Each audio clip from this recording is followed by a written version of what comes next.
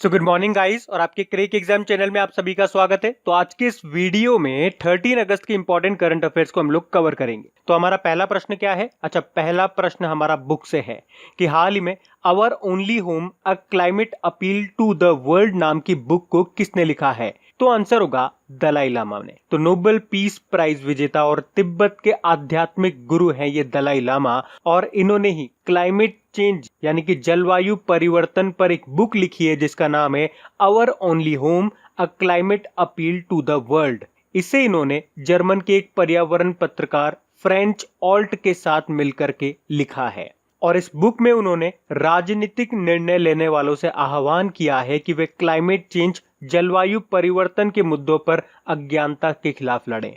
और डेली अगर आप लोग हमारा करंट अफेयर्स का लेक्चर देखते होंगे तो आपको दलाई लामा से कुछ पॉइंट याद आया होगा। अभी दलाई लामा के जीवन पर एक बुक लिखी गई थी जिसका नाम है his holiness the 14th Dalai Lama an illustrated biography, और इसको लिखा किसने था? तेंजिन गेये टेथोंग ने। बाकी नीना रॉय का नाम भी आपने सुना होगा, अभी इन्होंने एक बुक लिखी है अमेजिंग अयोध्या, और यतीश यादव ने raw a history of India's covert operations नाम की बुक लिखी है। तो ये आपको याद रखने नाम। बढ़ते हैं आगे। फिर अभी हाल ही में किसे केन्या में भारतीय उच्चायुक्त यानी कि हाई कमिश्नर के रूप में नियुक्त किया गया है? तो आंसर होगा वीरेंद्र पॉल को। तो अभी वीरेंद्र पॉल को केन्या में भारत के अगले उच्चायुक्त के रूप में नियुक्त किया गया है। उच्चायुक्त मतलब होता है हाई कमिश्नर, और हाई कमिश्नर और एम्बेसडर के बीच में क्या अंतर होता है कई बार मैं आपको बता चुका हूं। सिंपल सा याद रखना है। कॉमनवेल्थ नेशंस में भारत के रिप्रेजेंटेटिव को हाई कमिश्नर यानी कि उच्चायुक्त बोला जाता है। उसके अलावा नॉन कॉमनवेल्थ कंट्रीज में राजदूत यानी कि एम्बेसडर बोला जाता है। और अगर आप में से इस वीडियो को कोई फर्स्ट टाइम देख रहा है तो आपको जानकारी दे दूं कि जनवरी से लेकर जून तक जितने भी आपके एम्बेसडर और हाई कमिश्नर अपॉइंट हुए हैं उनका एक सेपरेट डेडिकेटेड मैंने ऑडियो बना दिया है। उसके अलावा फर्स्ट वाले क्वेश्चन में हमने बुक वाला क्वेश्चन पढ़ा था, तो जनवरी से लेकर जून तक जितनी भी बुक्स आई है आपकी न्यूज में उनका भी मैंने अलग से ऑडियो बना दिया है। उन सभी के लिंक आपको नीचे डिस्क्रिप्शन में मिल जाएंगे, तो वहां जाकर के आप उन्हें देख सकते हो। बाकी कुछ और अपॉइंटमेंट भी मैं आपको बताऊंगा, इसी क्वेश्चन में ध्यान से सुनना। पहला तो ये हो गया केन्या में भारतीय उच्चायुक्त वीरेंद्र पॉल। उसके अलावा मनीष प्रभात ये उज्बेकिस्तान में भारतीय राजदूत बने हैं, और राम कर्ण वर्मा ये रिपब्लिक ऑफ कॉन्गो में भारतीय राजदूत बने हैं। तो ये तीनों नए अपॉइंटमेंट है, ये याद रखना। बाकी विक्रम दुर्रई स्वामी ये पुराना अपॉइंटमेंट है, बांग्लादेश में भारत के अगले उच्चायुक्त नियुक्त हुए थे। अब केन्या की बात है यहाँ पे, तो ये रहा मैप में केन्या। कैपिटल नैरोबी है, और नैरोबी में आपको याद है यूनाइटेड नेशन एनवायरनमेंट प्रोग्राम का हेडक्वार्टर भी है, और यूनाइटेड नेशन एनवायरनमेंट प्रोग्राम की हेड है इंगर एंडरसन, ये डेनमार्क से है। करेंसी है केन्यन शिलिंग, और इसके प्रेसिडेंट है उरुहु केन्याटा। बढ़ते हैं आगे।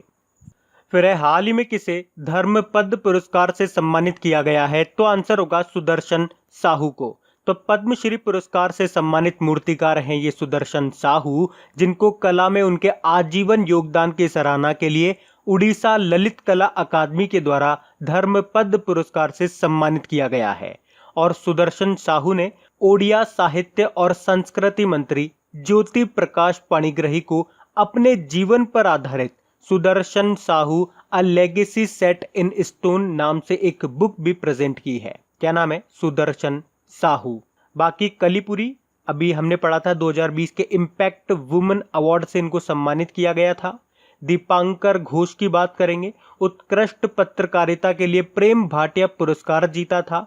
और केजेंग डी थोंगडॉक ये बहुत इंपॉर्टेंट नाम है, अरुणाचल प्रदेश के फिल्म निर्माता हैं, और इन्होंने अपनी शॉर्ट डॉक्यूमेंट्री ची लूपो के लिए दादा साहब फाल्के पुरस्कार जीता है। तो ये नाम याद रखना है। बढ़ते आगे।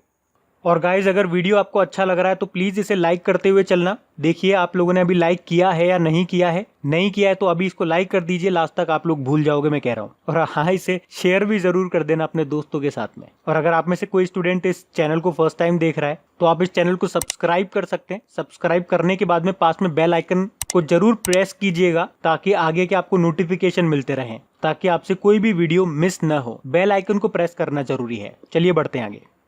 फिर फूड सिस्टम विजन प्राइज जीतने वाले ईट राइट इंडिया आंदोलन को किस संगठन के द्वारा लागू किया जा रहा है? तो आंसर होगा फसाई के द्वारा। फसाई मतलब food safety and standard authority of India.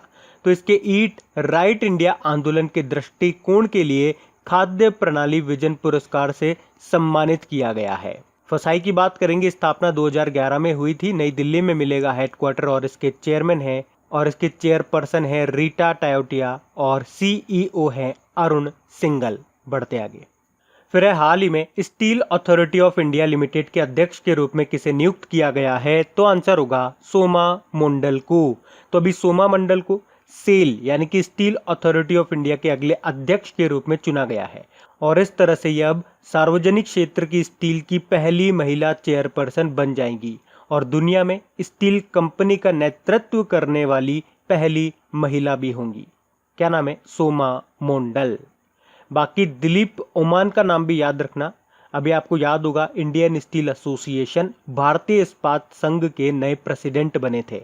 Harsh Kumar Bhanwala पहले ये नाबार्ड के अध्यक्ष थे, लेकिन अब ये कैपिटल इंडिया फाइनेंस के न्यू एग्जीक्यूटिव चेयरमैन बन चुके हैं। और नाबार्ड के वैसे अभी वर्तमान में अध्यक्ष कौन है? गोविंद राजुलू चिंटला, तो उनका नाम भी याद रखना। बाकी हरदयाल प्रसाद ये पीएनबी हाउसिंग फाइनेंस के एमडी सीईओ बने थे।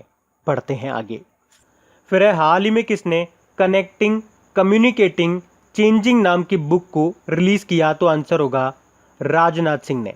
हमारे रक्षा मंत्री हैं ये राजनाथ सिंह, जिनका निर्वाचन क्षेत्र है लखनऊ, और अभी इन्होंने ही कनेक्टिंग कम्युनिकेटिंग चेंजिंग नाम की बुक को लॉन्च किया है और इस बुक में vice president M Venkaiah Naidu, जो कि भारत के उपराष्ट्रपति हैं, उनके 3 साल के कार्यकाल के बारे में बताया गया है। अभी 11 अगस्त 2020 को ही इनका 3 साल पूरे हो चुके हैं।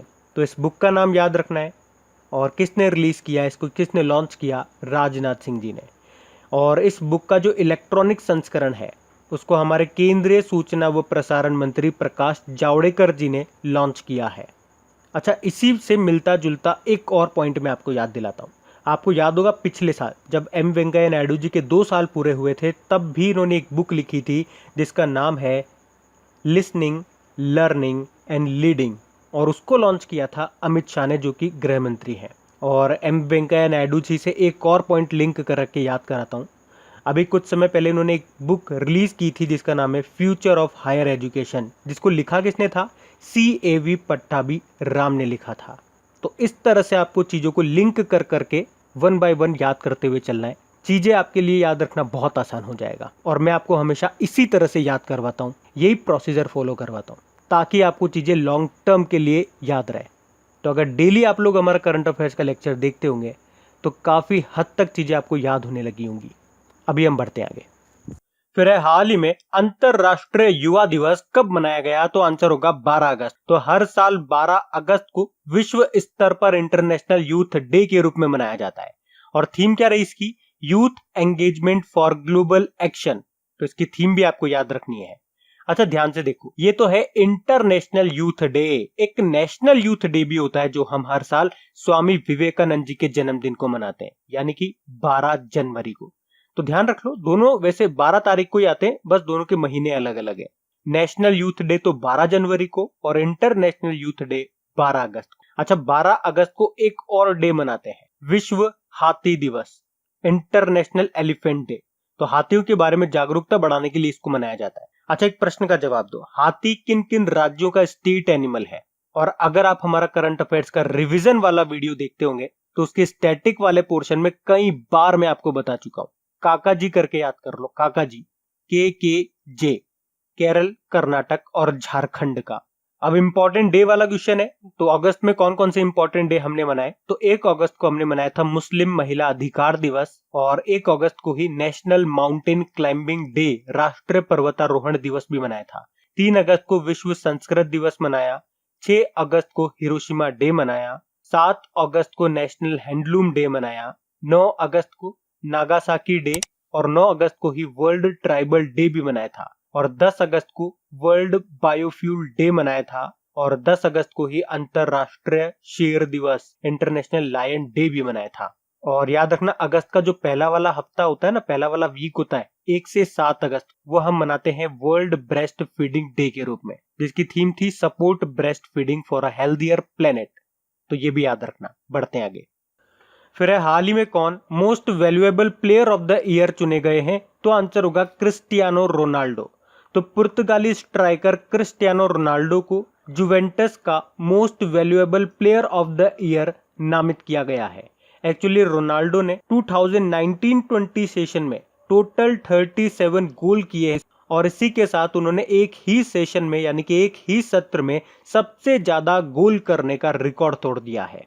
तो ये आपको याद रखना है। बाकी जेमी वर्डी की बात करेंगे तो अभी कुछ दिन पहले ही हमने पढ़ा था, लिसेस्टर सिटी के स्ट्राइकर हैं ये और 2019-20 सेशन में 23 गोल करने के लिए premier leagues golden boot football award से नवाजा गया था इनको। लियोनल मेसी की बात करेंगे, अभी रिकॉर्ड 7वीं बार पिचिची अवार्ड जीता था इन्होंने, तो ये भी ध्यान रखना। बढ़ते हैं आगे। फिर है कोविड-19 के खिलाफ वैक्सीन को मंजूरी देने वाला पहला देश कौन सा है? तो आंसर होगा रशिया। तो रशिया कोविड-19 वैक्सीन को मंजूरी देने वाला पहला देश बन गया है और इस टीके को क्या नाम दिया गया? Sputnik V. क्या नाम दिया? Sputnik V. और रशिया ने साथ में दावा किया है कि उसे अपने एक पंजीकृत कोविड-19 वैक्सीन की 1 बिलियन खुराक के लिए 20 से ज्यादा देशों से अनुरोध प्राप्त हुआ है, यानी कि 20 से ज्यादा देशों ने कहा है कि भैया हमें भी चाहिए। अब बात रशिया की है तो ये रहा मैप में रशिया। कैपिटल मॉस्को है, करेंसी है रूबल, प्रेसिडेंट है व्लादिमीर पुतिन। और व्लादिमीर पुतिन से आपको याद आता होगा कि अभी हाल ही में हुए संविधान संशोधन के हिसाब से व्लादिमीर पुतिन कब तक? 2036 तक रशिया के प्रेसिडेंट बने रह सकते हैं। प्रधानमंत्री हैं मिखाइल मिशुस्तिन और रशिया की संसद को क्या कहते हैं? ड्यूमा कहते हैं। और रशिया से आपको क्या याद आता है कि अभी रशिया ने 3D प्रिंटेड एयरक्राफ्ट इंजन का सफल परीक्षण किया था और रशिया के एनर्जी स्पेस कॉर्पोरेशन ने घोषणा की है कि 2023 तक वो पहले पर्यटक को स्पेस वॉक पर लेकर के जाएगा। इसके अलावा सिप्री की रिपोर्ट आई थी, उसने कहा था कि रशिया के पास सबसे ज्यादा परमाणु हथियार है और हमने पढ़ा भी था रशिया ने विश्व के पहले हाइपरसोनिक परमाणु मिसाइल अवनगार्ड को सेना में शामिल किया था और दुनिया का पहला 13वां न्यूक्लियर पावर प्लांट भी रशिया ने ही लॉन्च किया था जिसका नाम है अकाडेमिक लोमोनोसोन। बढ़ते आगे। फिर है हाल ही में किसने ICAR का डेटा रिकवरी सेंटर जिसका नाम है कृषि मेघ उसको लॉन्च किया है? तो आंसर होगा नरेंद्र सिंह तोमर ने। कृषि मंत्री हमारे ये नरेंद्र सिंह तोमर, जिनका निर्वाचन क्षेत्र है मोरेना मध्य प्रदेश, और अभी इन्होंने ही ICAR का डेटा रिकवरी सेंटर कृषि मेघ को लॉन्च किया है। और इस सेंटर का उद्देश्य क्या है? सरकार के जो प्रमुख अनुसंधान निकाय यानी कि जो रिसर्च बॉडी है ICAR, उसके डेटा की रक्षा करना। ICAR मतलब होता है Indian council of agricultural research, जिसकी स्थापना 1929 में हुई थी। नई दिल्ली में मिलेगा हेडक्वार्टर और इसके प्रेसिडेंट यही है नरेंद्र सिंह तोमर। बाकी डॉक्टर हर्षवर्धन की बात करेंगे, स्वास्थ्य व परिवार कल्याण मंत्री हमारे और अर्थ साइंस मिनिस्टर भी है, जिनका निर्वाचन क्षेत्र है चांदनी चौक दिल्ली। और अभी इनका नाम न्यूज में क्यों था? क्योंकि इन्होंने एक तो विद्यार्थी विज्ञान मंथन 2020-21 को शुरू किया था, एक मौसम नाम से मोबाइल एप्लीकेशन भी लॉन्च किया था इन्होंने मौसम का पूर्वानुमान लगाने के लिए, नाम ही उस एप्लीकेशन का मौसम था। और प्रहलाद जोशी कोयला मंत्री हैं, जिनका निर्वाचन क्षेत्र धारवाड़ कर्नाटक है। अभी इन्होंने सत्यभामा पोर्टल को लॉन्च किया था। अर्जुन मुंडा की बात करेंगे, जनजातीय मंत्री हैं, ट्राइबल अफेयर्स मिनिस्टर है। झारखंड खुंटी इनका निर्वाचन क्षेत्र है। और जनजातीय से आपको याद आना चाहिए, जनजातीय कार्यालय मंत्रालय ने अभी स्कोच गोल्ड अवार्ड जीता था। और अर्जुन मुंडा ये आर्चरी एसोसिएशन ऑफ इंडिया तीरंदाजी संघ के अध्यक्ष भी हैं, ये भी याद रखना। बढ़ते आगे। फिर है हाल ही में किस संगठन ने एनेथ रिवॉर्ड्स नाम से एक omni channel loyalty platform launch किया है? तो आंसर होगा NPCI ने। NPCI मतलब होता है national payment corporation of India, और इसने एनेथ रिवॉर्ड्स नाम से एक नया लॉयल्टी प्लेटफॉर्म लॉन्च किया है। तो इससे यूजर अलग अलग बैंकिंग ट्रांजैक्शन करने पे पॉइंट अर्न कर सकते हैं और उन पॉइंट्स को रिडीम कर सकते हैं, यानी कि यूज कर सकते हैं कई जगह पे, जैसे कि डोनेशन वक्त के वक्त, होटल बुकिंग के वक्त, फ्लाइट बुकिंग के वक्त, कई तरह से उन पॉइंट्स को यूज किया जा सकता है, रिडीम किया जा सकता है। और NPCI से अभी आपको याद होगा, इसने अभी पाई नाम से आर्टिफिशियल इंटेलिजेंसी वर्चुअल असिस्टेंट को लॉन्च किया था। और NPCI ने ही UPI चलेगा अभियान भी लॉन्च किया था इसी साल। इसकी स्थापना 2008 में हुई थी, मुंबई में मिलेगा हेडक्वार्टर। इसके MD CEO हैं दिलीप असबे और इसके नॉन एग्जीक्यूटिव चेयरमैन बने थे विश्व मोहन महापात्रा। बढ़ते आगे। फिर अभी हाल ही में कवि राहत इंदौरी का निधन हो गया। ये किस भाषा से जुड़े हुए थे? तो आंसर होगा उर्दू से। तो मध्य प्रदेश के जाने माने उर्दू शायर, गीतकार व कवि राहत इंदौरी का भी कोविड-19 के कारण निधन हो गया है। इन्होंने मुन्ना भाई MBBS और इश्क जैसी हिट मूवीज के लिए गाने लिखे थे और इन्हें 1985 में भोज यूनिवर्सिटी में उर्दू साहित्य में पीएचडी से भी सम्मानित किया जा चुका है। तो इनका भी निधन हो गया। राहत इंदौरी कवि थे ये। इनके अलावा अभी WWE के पूर्व रेसलर जेम्स हैरिस का भी निधन हो गया। कमला नाम से फेमस थे ये। और अभी तमिल फिल्म गीतकार PK मुथुसामी का भी निधन हो गया है। तो अब बात करेंगे कल के वीडियो में पूछे गए प्रश्न के उत्तर की। तो कल के वीडियो में आपसे पूछा गया था किस राज्य सरकार ने इंदिरा वन मितान योजना शुरू की है। तो सही उत्तर था छत्तीसगढ़। आप सभी ने प्रश्न का बिल्कुल सही उत्तर दिया है। और गाइज अगर वीडियो पसंद आया है तो इसे लाइक करना मत भूलिएगा और अगर लाइक कर दिया है तो अपने दोस्तों के साथ में शेयर जरूर कीजिएगा। कम से कम एक स्टडी ग्रुप में शेयर जरूर कर देना। तो गाइज इन सभी क्वेश्चंस का क्विज बना करके मैंने एप्लीकेशन पे अपलोड कर दिया है। तो अगर आपने वीडियो बिल्कुल ध्यान से देख लिया है तो वहां जाइए और इन सभी क्वेश्चंस का आप प्रैक्टिस लगा लीजिए ताकि ये सारे क्वेश्चंस आपको अच्छी तरीके से याद हो जाए। और जो नए स्टूडेंट इसे पहली बार देख रहे हैं आपको बता दूं कि क्विज में अब रैंकिंग फीचर भी ऐड हो चुका है।